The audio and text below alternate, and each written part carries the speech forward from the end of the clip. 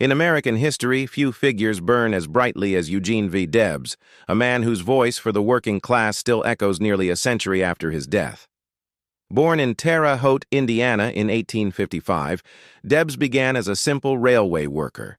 But through struggle, speeches, and strikes, he transformed into one of the most powerful labor leaders the United States had ever seen. He founded the American Railway Union, helped create the industrial workers of the world, and ran for President of the United States 5 times, each time with a message that resonated far beyond his era. And today, remarkably, his name is back in the headlines. Eugene Debs has returned to public conversation after New York City's newly elected mayor, Zohran Mamdani, quoted him during his historic victory speech.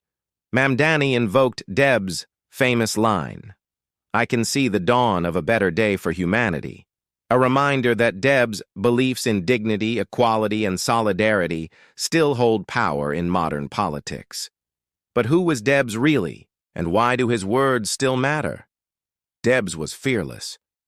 During the Pullman Strike of 1894, when workers across the railroads stood up against harsh conditions and corporate abuse, Debs stood with them.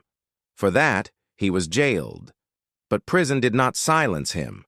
Instead, it sharpened his vision. He emerged more committed than ever to giving workers a real voice, in a political system that often ignored them. His courage reached a peak in 1920, when he ran for president from inside a federal prison cell. Nearly 1 million Americans voted for him. They weren't just voting for a man, they were voting for an idea that the working class deserved justice, representation, and respect. Today, that idea is finding new life.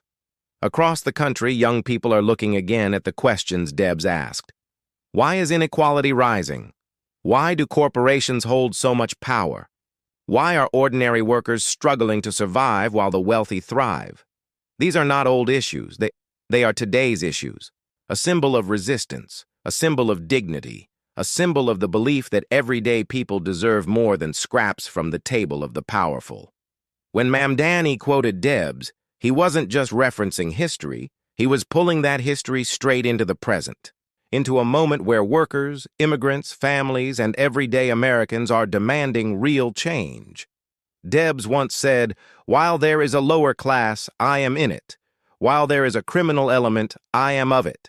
And while there is a soul in prison, I am not free." Those words electrified people 100 years ago, and they still shake people today. Eugene V. Debs may have passed away in 1926, but his spirit is alive in every struggle for fairness, every demand for justice, every movement fighting for the power of ordinary people. His voice, once booming across factory floors and union halls, now echoes through new leaders, new activists, and new generations. And as America faces rising inequality, political tension, and economic uncertainty, the question Debs asked long ago returns with force. Will the workers finally have their day?